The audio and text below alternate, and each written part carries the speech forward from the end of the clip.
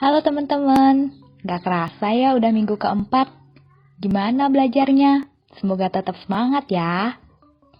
Yuk kita dengerin presentasi dari kelompok ketiga mengenai Undang-Undang Nomor 25 Tahun 2009 tentang Pelayanan Publik. Ada Dimas, Dwi, Elsa, Andira, dan Faiz loh. Yuk!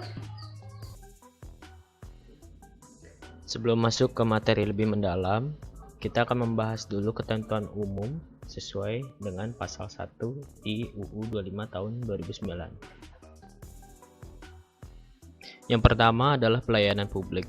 Apa itu pelayanan publik? Pelayanan publik adalah kegiatan atau rangkaian kegiatan dalam rangka pemenuhan kebutuhan pelayanan bagi setiap warga negara atas barang, jasa, atau pelayanan administratif yang disediakan oleh penyelenggara pelayanan publik. Penyelenggara pelayanan publik adalah setiap institusi penyelenggara negara, korporasi, lembaga independen yang dibentuk berdasarkan undang-undang, dan badan hukum lain yang dibentuk semata-mata untuk kegiatan pelayanan publik. Penyelenggara pelayanan publik biasa kita sebut dengan penyelenggara. Selanjutnya ada pelaksana pelayanan publik. Pelaksana pelayanan publik yang selanjutnya disebut dengan pelaksana adalah setiap pejabat, pegawai, petugas, dan orang yang bekerja di dalam organisasi penyelenggara yang bertugas melaksanakan tindakan atau serangkaian pelayanan publik. Selanjutnya ada ombudsman. Ombudsman adalah lembaga negara yang mempunyai kewenangan untuk mengawasi penyelenggaraan pelayanan publik, baik yang diselenggarakan oleh penyelenggara negara dan pemerintahan, termasuk yang diselenggarakan oleh BUMN, BUMD, dan badan hukum milik negara, serta badan swasta maupun perseorangan yang diberi tugas menyelenggarakan pelayanan publik tertentu, yang sebagian atau seluruh dananya bersumber dari anggaran pendapatan dan belanja negara dan atau anggaran pendapatan dan belanja daerah. Kita masuk ke pasal 4 mengenai asas penyelenggaraan pelayanan publik. Dalam pasal 4 disebutkan 12 asas penyelenggaraan pelayanan publik. Dimulai dari kepentingan umum, kepastian hukum, kesamaan hak, keseimbangan hak dan kewajiban, keprofesionalan, partisipatif, persamaan perlakuan, keterbukaan, akuntabilitas, fasilitas dan perlakuan khusus bagi kelompok rentan, ketepatan waktu, dan kecepatan, kemudahan, serta keterjangkauan. Selanjutnya kita masuk pada materi ruang lingkup pelayanan publik sesuai dengan pasal 5. Dalam pasal 5 disebutkan bahwa ruang lingkup pelayanan publik meliputi 3 hal utama. Yang pertama adalah barang publik, yang kedua adalah jasa publik, dan yang terakhir adalah administratif. Contoh sederhana dari barang publik adalah penyediaan obat untuk flu burung yang diberikan oleh pemerintah melalui Kementerian Kesehatan. Sedangkan untuk jasa publik, contoh sederhananya adalah jasa keamanan yang disediakan melalui kepolisian. Lalu untuk administratif, contohnya adalah kepengurusan dokumen kelahiran seseorang, sertifikat tanah, dan yang lain-lain. Barang publik sendiri diklasifikasikan menjadi 3 jenis. Yang pertama adalah pengadaan dan penyaluran barang publik yang dilakukan oleh instansi pemerintah, yang sebagian atau seluruh dananya bersumber dari anggaran pendapatan dan belanja negara dan atau anggaran pendapatan dan belanja daerah. Contoh sederhananya itu seperti yang sudah saya sebutkan adalah obat untuk flu burung. Selanjutnya untuk yang B, pengadaan dan penyaluran barang publik yang dilakukan oleh suatu badan usaha yang modal pendiriannya sebagian atau seluruhnya bersumber dari kekayaan negara atau kekayaan daerah yang dipisahkan. Contoh sederhananya adalah air bersih hasil pengelolaan PDAM. Sedangkan yang ketiga, itu bukan bagian dari A atau B, tetapi ketersediaannya menjadi misi negara yang ditetapkan dalam peraturan perundang-undangan. Contohnya adalah kebijakan harga eceran yang sama untuk BBM jenis premium di seluruh Indonesia. Selanjutnya ke jasa publik. Sama seperti barang publik, jasa publik juga terbagi menjadi 3. Yang pertama adalah penyediaan jasa publik oleh instansi pemerintah yang sebagian atau seluruh dananya bersumber dari anggaran pendapatan dan belanja negara atau APBD. Contoh sederhananya adalah pelayanan kesehatan seperti rumah sakit dan puskesmas, pelayanan pendidikan seperti sekolah dasar, SMP, SMA, dan perguruan tinggi, pelayanan keamanan melalui jasa kepolisian, dan yang lain-lain. Selanjutnya adalah penyediaan jasa publik oleh suatu badan usaha yang modal pendiriannya sebagian atau seluruhnya bersumber dari kekayaan negara dan atau kekayaan daerah yang dipisahkan. Contoh sederhananya adalah BUMN atau BUMD yang mendapat pelimpahan tugas untuk menyelenggarakan pelayanan publik atau Public Service Obligation.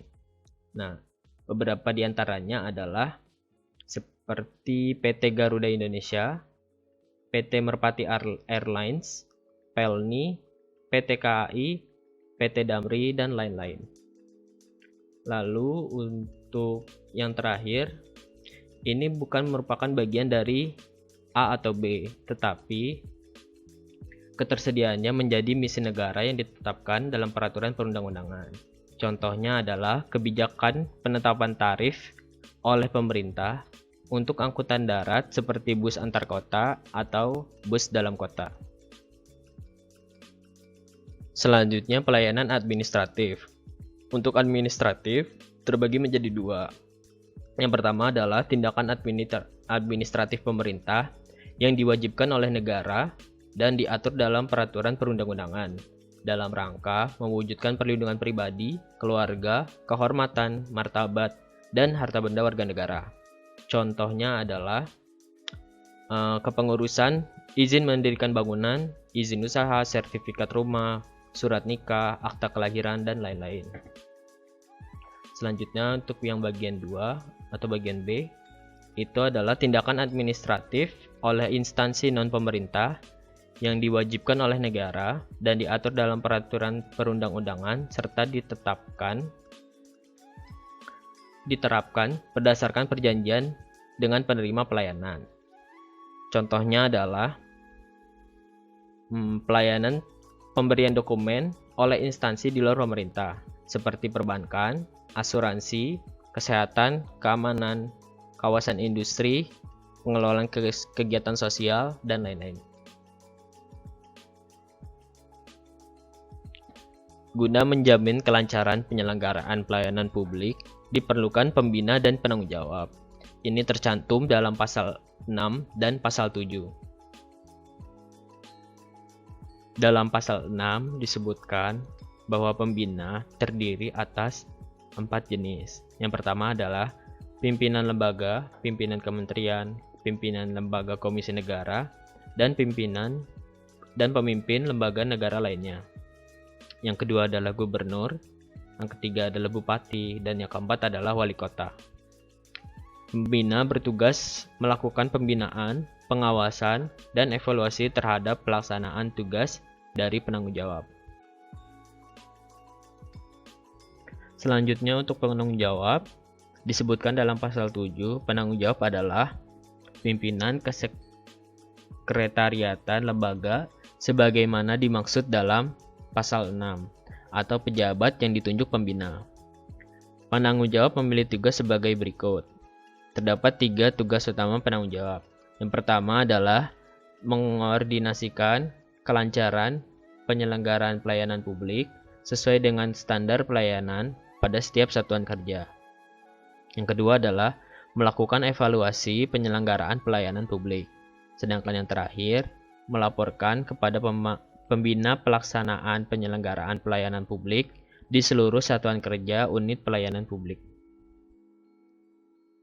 Selanjutnya, nama saya Fadila Andira Sigiro dari absen 14 akan melanjutkan presentasi masih di bab 3, yaitu bagian 2 tentang organisasi penyelenggara. Organisasi penyelenggara berkewajiban menyelenggarakan pelayanan publik sesuai dengan tujuan pembentukannya. Sekurang-kurangnya meliputi pelayanan, pengaduan masyarakat, pengelolaan informasi, pengawasan internal, penyuluhan, serta pelayanan konsultasi. Penyelenggara bertanggung jawab atas ketidakmampuannya dalam melaksanakan tugasnya yang tadi, serta kalau ada pelanggaran serta kegagalan dalam pelayanan. Demi mempermudah penyelenggaraan berbagai bentuk pelayanan publik dapat dilakukan dengan penyelenggaraan sistem layanan terpadu. Evaluasi dan pengelolaan pelaksanaan pelayanan publik. Penyelenggara berkewajiban melaksanakan evaluasi terhadap kinerja pelaksana di lingkungan organisasi secara berkala dan kelanjutan. Yang kedua, berdasarkan hasil evaluasi tersebut, penyelenggara berkewajiban melakukan upaya peningkatan kapasitas pelaksana. Evaluasi terhadap kinerja harus dilakukan dengan indikator yang jelas dan terukur dengan memperhatikan perbaikan prosedur dan penyempurnaan organisasi sesuai dengan asas pelayanan publik dan peraturan perundang-undangan. Penyelenggara juga berkewajiban melakukan penyeleksian dan promosi pelaksana secara transparan, tidak diskriminatif, dan adil. Penyelenggara wajib memberikan penghargaan kepada pelaksana yang memiliki prestasi kerja.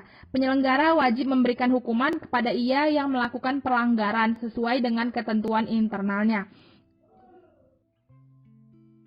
Selanjutnya, hubungan antar penyelenggara. Dalam rangka meningkatkan efisiensi dan efektivitas pelayanan, para penyelenggara bisa melakukan kerjasama antar penyelenggara. Kerjasama tersebut meliputi kegiatan yang berkaitan dengan teknis operasional pelayanan atau pendukung pelayanan. Dalam hal penyelenggara yang memiliki lingkup kewenangan dan tugas pelayanan publik tidak dapat melakukan sendiri karena keterbatasan sumber daya alam atau keadaan darurat, penyelenggara dapat meminta bantuan kepada penyelenggara lain yang mempunyai kapasitas memadai. Dalam keadaan darurat, permintaan dari penyelenggara yang tidak memiliki sumber daya alam tersebut harus dipenuhi oleh penyelenggara pemberi bantuan sesuai dengan tugas dan fungsi organisasi penyelenggara yang bersangkutan. Selanjutnya, kerjasama penyelenggara dengan pihak lain. Penyelenggara dapat melakukan kerjasama dalam bentuk penyerahan sebagian tugasnya kepada pihak lain dengan ketentuan sebagai berikut. Yang pertama, kerjasama harus dituangkan sesuai dengan peraturan perundang-undangan. Yang kedua, penyelenggara wajib menginformasikan perjanjian tersebut kepada masyarakat. Yang ketiga, tanggung jawab pelaksanaan kerjasama sudah berada pada penerima kerjasama. Yang keempat, informasi tentang identitas pihak lain serta identitas penyelenggara wajib dicantumkan. Yang terakhir, penyelenggara dan pihak lain wajib mencantumkan alamat tempat mengadu juga sarana untuk menampung keluhan masyarakat yang mudah diakses, seperti nomor telepon, alamat email, maupun website. Pihak lain tersebut wajib berbadan hukum Indonesia. Kerjasama tersebut tidak boleh menambah beban bagi masyarakat. Penyelenggara juga dapat melakukan kerjasama tersebut dengan pihak lain untuk pelayanan publik. Yang perlu diperhatikan, kerjasama tersebut tidak boleh dilakukan lebih dari 14 hari dan tidak boleh dilakukan pengulangan.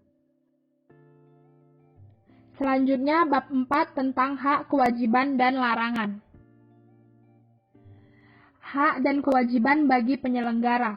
Penyelenggara memiliki hak sebagai berikut. Memberikan pelayanan tanpa dihambat pihak lain yang bukan tugasnya, melakukan kerjasama, mempunyai anggaran pembiayaan penyelenggaraan pelayanan publik, melakukan pembelaan terhadap pengaduan dan tuntutan yang tidak sesuai dengan kenyataan, serta menolak permintaan pelayanan yang bertentangan dengan peraturan perundang-undangan. Kewajiban penyelenggara antara lain menyusun dan mempublikasi standar pelayanan, menetapkan pelaksanaan, menyediakan sarana dan prasarana untuk pelayanan, memberikan pelayanan dan pertanggungjawaban yang berkualitas serta sesuai dengan standar, mematuhi peraturan perundang-undangan, dan yang terakhir membantu masyarakat untuk memahami hak dan kewajibannya. Kewajiban dan larangan bagi pelaksana.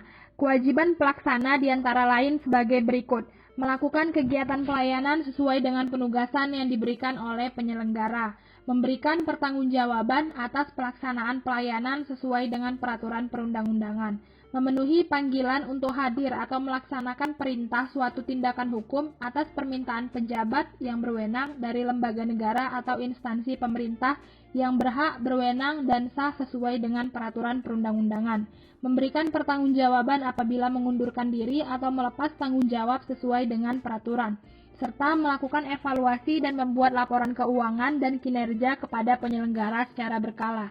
Hal-hal yang dilarang antara lain, merangkap sebagai komisaris atau pengurus organisasi usaha bagi pelaksana yang berasal dari lingkungan instansi pemerintah, BUMN, atau badan usaha milik daerah. Meninggalkan tugas dan kewajiban kecuali mempunyai alasan yang jelas, rasional, dan sah sesuai dengan peraturan perundang-undangan. Menambah pelaksana tanpa persetujuan penyelenggara, membuat perjanjian kerjasama dengan pihak lain juga tanpa persetujuan penyelenggara, serta melanggar asas penyelenggaraan pelayanan publik. Hak dan kewajiban bagi masyarakat. Masyarakat berhak atas yang pertama, mengetahui dan mengawasi kebenaran isi standar pelayanan, mendapat tanggapan terhadap pengaduan yang ia ajukan, mendapat pemenuhan atas pelayanan, memberitahu kepada pimpinan penyelenggara dan pelaksana untuk memperbaiki pelayanan apabila tidak sesuai dengan standar, mengadukan pelaksana dan penyelenggara yang melakukan penyimpangan standar kepada pimpinannya, serta mendapatkan pelayanan yang berkualitas. Masyarakat juga berkewajiban, yang pertama, memenuhi ketentuan dalam standar pelayanan, menjaga sarana dan prasarana, serta mematuhi peraturan terkait tentang pelayanan publik.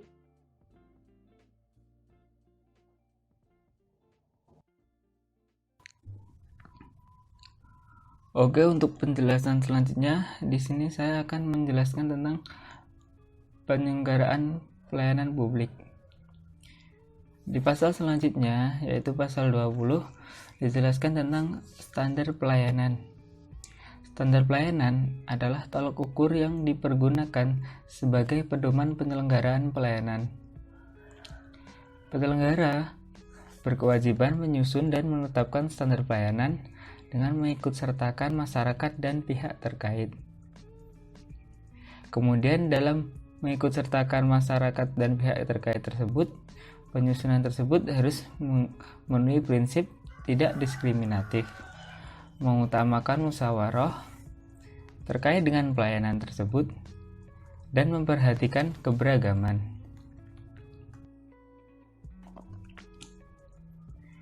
Kemudian pasal 21 menjelaskan tentang komponen dari standar pelayanan.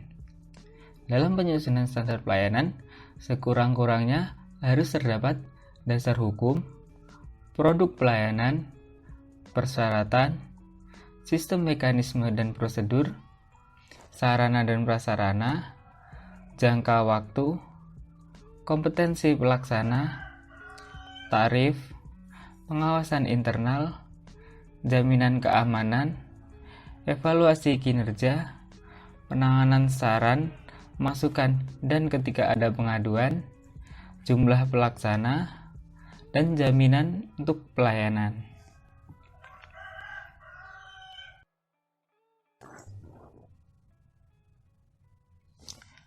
Maklumat pelayanan adalah pernyataan kesanggupan dari penyelenggara dalam melaksanakan pelayanan sesuai dengan standar pelayanan yang dimaksud. Di situ terdapat contoh dari maklumat pelayanan PIK BPK dan maklumat pelayanan Pengadilan Agama Indramayu. Maklumat tersebut berisi bahwa mereka akan memberikan pelayanan sebaik mungkin sesuai dengan peraturan dan perundang-undangan yang berlaku.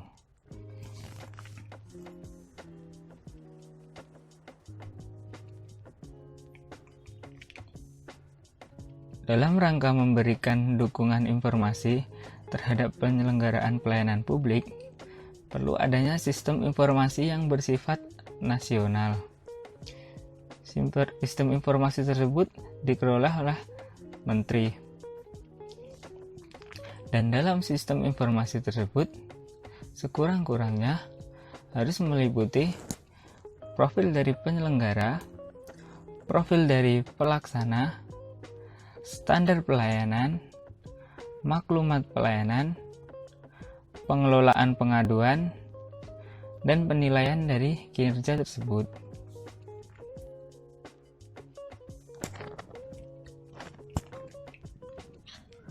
Dalam pengelolaan sarana dan prasarana pelayanan publik, pengelolaan tersebut harus dilakukan secara efektif, efisien, transparan, akuntabel, berkesinambungan, dan penuh dengan tanggung jawab. Pelaksana wajib memberikan laporan kepada penyelenggara mengenai kondisi dan kebutuhan dari sarana dan prasarana. Atas laporan tersebut, penyelenggara akan membuat analisis dan menyusun daftar kebutuhan sarana dan prasarana. Sehingga dari penyelenggara dapat memutuskan apakah akan diperlukan perbaikan atau penggantian dari sarana prasarana tersebut.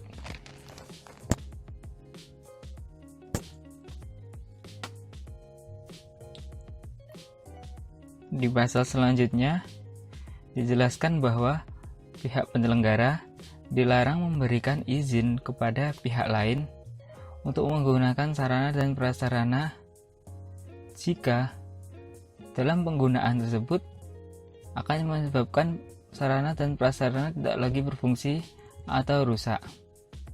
Hal itu akan menimbulkan kerugian sehingga tidak diperbolehkan.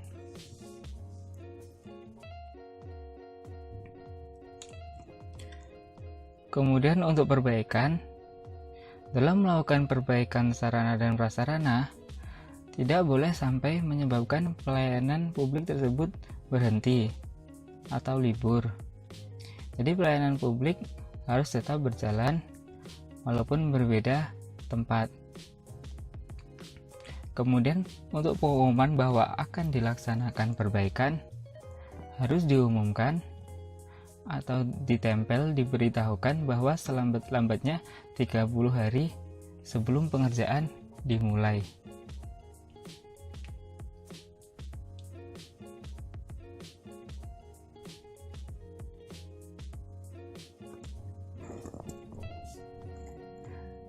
Kemudian pasal 29 dan 30 tentang pelayanan khusus. Penyelenggara pelayanan berkewajiban memberikan pelayanan dengan perlakuan khusus kepada anggota masyarakat tertentu. Sebagai contoh, kursi prioritas yang digunakan untuk orang tua, ibu hamil, atau ibu menyusui. Kemudian, penyelenggara pelayanan juga dapat menyediakan pelayanan berjenjang.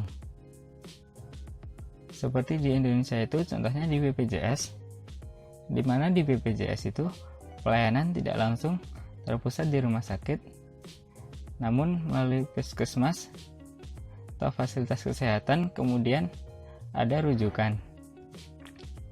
Dalam pelayanan berjenjang harus mematuhi asas persamaan perlakuan, keterbukaan, dan keterjangkauan dari masyarakat.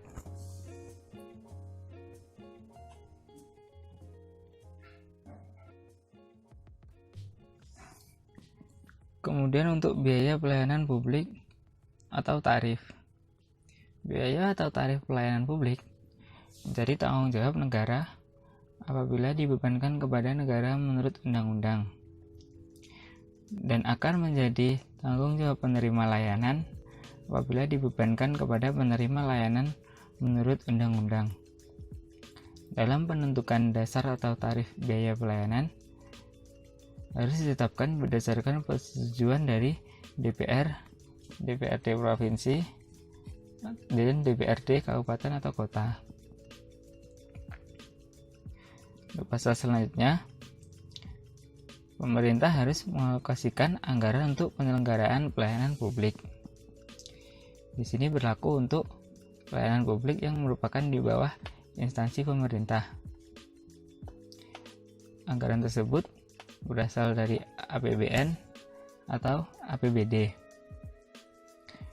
Kemudian, penyelenggara tidak boleh menggunakan anggaran tersebut untuk kegiatan lain selain pelayanan publik.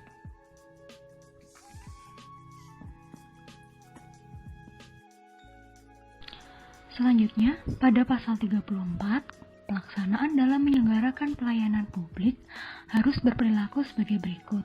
Yang pertama, adil dan tidak diskriminatif, lalu cermat, santun dan ramah, tegas, andal dan tidak memberikan putusan yang berlarut-larut, profesional, tidak mempersulit, patuh pada perintah atasan yang sah dan wajar, menjunjung tinggi nilai-nilai akuntabilitas dan integritas institusi penyelenggara, lalu tidak membocorkan informasi atau dokumen yang wajib dirahasiakan sesuai dengan peraturan perundang-undangan, terbuka dan mengambil langkah yang tepat untuk menghindari benturan kepentingan, tidak menyalahgunakan sarana dan prasarana serta fasilitas pelayanan publik, tidak memberikan informasi yang salah atau menyesatkan dalam menanggapi permintaan informasi serta proaktif dalam memenuhi kepentingan masyarakat, tidak menyalahgunakan informasi, jabatan, dan atau kewenangan yang dimiliki sesuai dengan kepantasan, dan yang terakhir tidak menyimpang dari prosedur.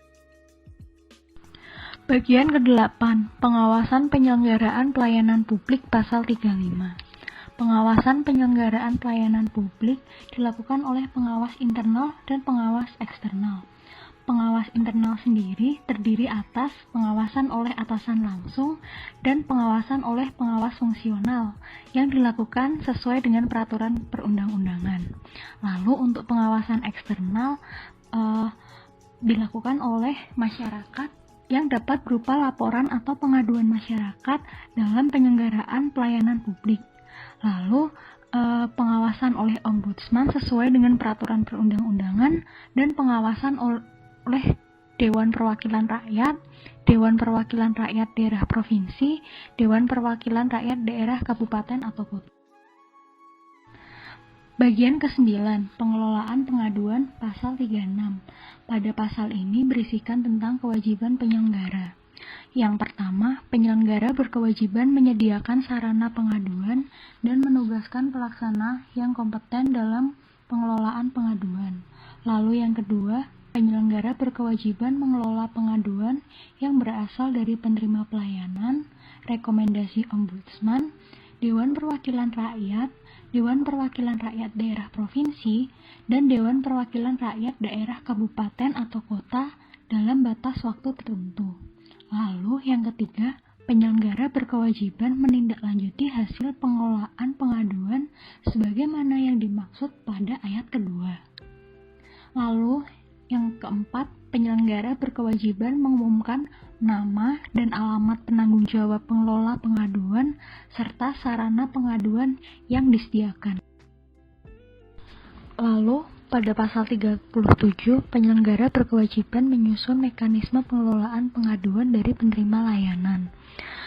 Materi dan mekanisme diatur lebih lanjut oleh penyelenggara, sedangkan materi itu sendiri minimal meliputi identitas pengadu, prosedur pengelolaan pengaduan, penentuan pelaksanaan, prioritas penyelesaian pengaduan, pelaporan proses dan hasil pengelolaan, rekomendasi pengelolaan pengaduan, penyampaian hasil, pemantauan dan evaluasi, dokumentasi dan statistik, pencantuman penanggung jawab, serta sarana yang mudah diakses. Next, bagian ke-10, penilaian kinerja pasal 38. Penyelenggara berkewajiban melakukan penilaian kinerja penyelenggaraan pelayanan publik secara berkala. Sedangkan penilaian kinerja yang dimaksud adalah dengan menggunakan indikator kinerja berdasarkan standar pelayanan. Pada slide selanjutnya, kita akan membahas peran masyarakat. Peran serta masyarakat dalam penyelenggaraan pelayanan publik dimulai sejak penyusunan standar pelayanan sampai dengan evaluasi dan pemberian penghargaan. Peran serta masyarakat diwujudkan dalam bentuk kerjasama, pemenuhan hak dan kewajiban masyarakat, serta peran aktif dalam penyusunan kebijakan pelayanan publik. Masyarakat juga dapat membentuk lembaga pengawasan pelayanan publik. Sedangkan tata cara pengikutsertaan masyarakat dalam penyelenggaraan pelayanan publik diatur lebih lanjut dalam peraturan pemerintah. Pada bab selanjutnya berisikan tentang penyelesaian pengaduan. Masyarakat berhak mengadukan penyelenggaraan publik kepada Ombudsman, DPR, DPRD Provinsi, maupun DPRD kabupaten kota. Masyarakat yang melakukan pengaduan dijamin hak-haknya oleh peraturan perundang-undangan. Lalu pengaduan yang dimaksud dilakukan terhadap penyelenggara yang tidak melaksanakan kewajiban atau melanggar larangan dan pelaksana yang memberi layanan yang tidak sesuai dengan standar pelayanan. Atasan Satker berwenang menjatuhkan sanksi kepada Satker penyelenggara yang tidak memenuhi kewajiban atau melanggar larangan. Lalu, atasan pelaksana menjatuhkan sanksi ke pelaksana yang melanggar pelanggaran. Lalu, pemberian sanksi sebagaimana yang dimaksud tadi dilakukan berdasarkan aduan masyarakat dan atau berdasarkan kewenangan yang dimiliki atasan sesuai dengan peraturan perundang-undangan. Selanjutnya, pengaduan yang diajukan oleh setiap orang yang dirugikan atau oleh pihak lain yang menerima kuasa untuk mewakilinya. Pengaduan dilakukan paling lambat 30 hari sejak pengadu menerima layanan. Pengaduan disampaikan secara tertulis yang memuat beberapa poin, antara lain nama dan alamat lengkap, lalu ada uraian pelayanan yang tidak sesuai dengan standar yang berlaku, atau kerugian. Kerugian ini bisa berupa materi atau imateri. Lalu yang ketiga, permintaan penyelesaian yang diajukan. Dan yang terakhir, tempat, waktu penyampaian, dan tanda tangan. Pengadu dapat memasukkan tuntutan ganti rugi. Dan yang terakhir, dalam keadaan tertentu, identitas pelaku dapat dirahasiakan. Selanjutnya, pengaduan sebagaimana dimaksud pada slide sebelumnya dapat disertai dengan bukti-bukti sebagai pendukung pengaduannya. Apabila pengadu membutuhkan dokumen terkait pengaduannya dari penyelenggara, untuk mendukung pembuktian itu sendiri, maka penyelenggara wajib memberikannya kepada pengadu. Next, penyelenggara atau ombudsman wajib memberikan tanda terima pengaduan. Sedangkan tanda terima pengaduan itu sekurang-kurangnya memuat 1. Identitas lengkap pengadu, yang kedua uraian pelayanan yang tidak sesuai dengan standar, lalu yang ketiga tempat dan waktu penerimaan pengaduan, dan tanda tangan serta nama terang pejabat atau pegawai yang menerima pengaduan. Penyelenggara atau ombudsman wajib menanggapi pengaduan masyarakat paling lambat 14 hari sejak pengaduan diterima. Lalu, dalam hal materi aduan tidak lengkap, pengadu melengkapi materi aduan selambat-lambatnya 30 hari terhitung sejak menerima tanggapan dari penyelenggara atau ombudsman. Lalu, apabila dalam hal berkas pengaduan tidak dilengkapi dalam waktu sebagaimana yang telah ditentukan, pengadu dianggap telah mencabut pengaduannya. Pengaduan terhadap pelaksana ditunjukkan kepada atasan pelaksana. Nah, sedangkan pengaduan terhadap penyelenggara ditunjukkan kepada atasan satuan kerja penyelenggara. Lalu pengaduan terhadap penyelenggara yang berbentuk korporasi atau lembaga independen ditunjukkan kepada pejabat yang bertanggung jawab pada instansi pemerintah yang memberikan misi atau penugasan. Lalu, pada slide kali ini kita akan belajar mengenai tata cara penyelesaian pengaduan oleh ombudsman. Yang pertama, ombudsman wajib menerima dan berwenang memproses pengaduan dari masyarakat sesuai dengan undang-undang. Lalu yang kedua, ombudsman wajib menyelesaikan pengaduan masyarakat apabila pengadu menghendaki penyelesaian pengaduan tidak dilakukan oleh penyelenggara. Lalu yang ketiga, ombudsman wajib membentuk perwakilan di daerah yang bersifat hierarkis untuk mendukung tugas dan fungsi ombudsman itu sendiri dalam rangka kegiatan pelayanan publik. Lalu, pembentukan perwakilan ombudsman di daerah dilakukan paling lambat 3 tahun sejak undang-undang diundangkan. Lalu, ombudsman wajib melakukan mediasi dan konsiliasi dalam menyelesaikan pengaduan atas permintaan para pihak. Selanjutnya, penyelesaian pengaduan dapat dilakukan oleh perwakilan ombudsman di daerah.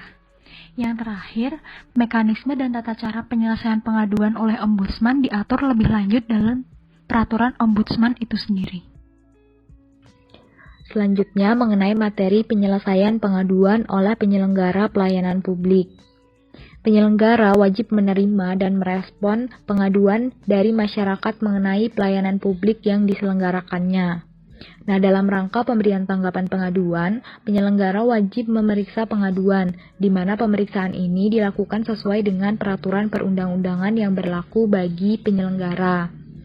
Dalam memeriksa materi pengaduan, penyelenggara wajib berpedoman pada prinsip independen, non-diskriminasi, tidak memihak, dan tidak memungut biaya, serta penyelenggara wajib menjaga kerahasiaan.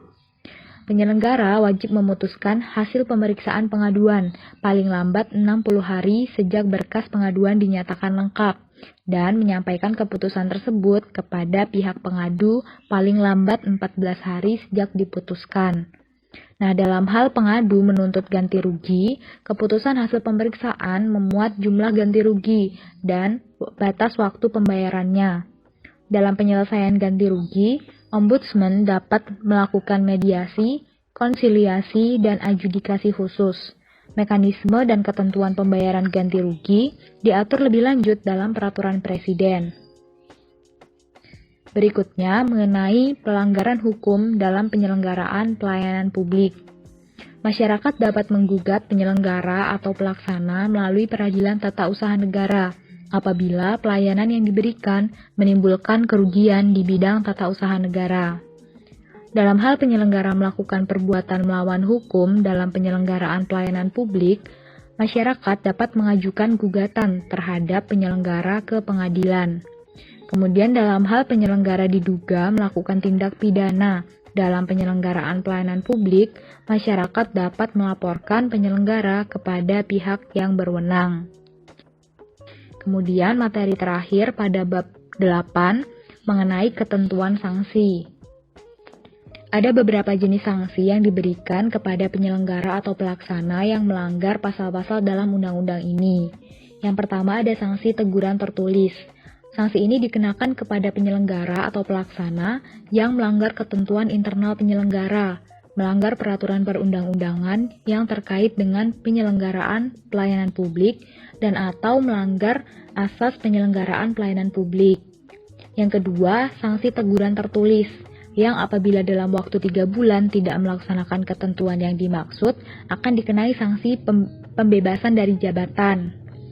Nah, pelanggaran yang akan dikenai sanksi ini diantaranya penyelenggara yang melanggar ketentuan kerjasama penyerahan tugas penyelenggaraan publik kepada pihak lain, dan juga pelaksana yang meninggalkan tugas dan kewajibannya. Yang ketiga, ada sanksi penurunan gaji sebesar 1 kali kenaikan gaji berkala untuk paling lama 1 tahun. Pelanggaran yang dikenai sanksi ini misalnya penyelenggara yang tidak menyediakan dan mengelola sarana, prasarana, dan atau fasilitas pelayanan publik. Yang keempat, ada sanksi penurunan pangkat setingkat lebih rendah untuk paling lama 1 tahun. Sanksi ini dikenakan kepada penyelenggara yang tidak melakukan penilaian kinerja penyelenggaraan pelayanan publik secara berkala. Yang kelima, ada sanksi pembebasan dari jabatan. Pelanggaran yang dikenai sanksi ini misalnya, pelaksana tidak melakukan evaluasi dan tidak membuat laporan keuangan dan kinerja kepada penyelenggara secara berkala. Yang keenam, ada sanksi pemberhentian dengan hormat tidak atas permintaan sendiri. Contoh pelanggarannya, penyelenggara tidak menyusun dan menetapkan standar pelayanan. Yang ketujuh, sanksi pemberhentian tidak dengan hormat. Dikenakan kepada penyelenggara yang tidak menjaga kerahasiaan dalam melakukan pemeriksaan materi aduan. Yang kedelapan, sanksi pembekuan misi atau izin yang diterbitkan oleh instansi pemerintah. Pelanggaran yang dikenai sanksi ini misalnya penyelenggara yang membiayai kegiatan lain dengan menggunakan alokasi anggaran yang diperuntukkan pelayanan publik. Kemudian yang ke-9, sanksi pidana. Dikenakan kepada penyelenggara atau pelaksana yang tidak melakukan kewajiban dalam pasal 25 ayat 1, pasal 28 ayat 1 dan ayat 4, pasal 29 ayat 1 dan ayat 2, dan atas perbuatan tersebut mengakibatkan timbulnya luka, cacat tetap, atau hilangnya nyawa bagi pihak lain. Dan yang ke-10, sanksi denda. Dikenakan kepada penyelenggara atau pelaksana yang tidak melakukan kewajiban dalam pasal 25 ayat 1, Pasal 28 ayat 1 dan ayat 4 dan atas perbuatan tersebut mengakibatkan kerugian negara.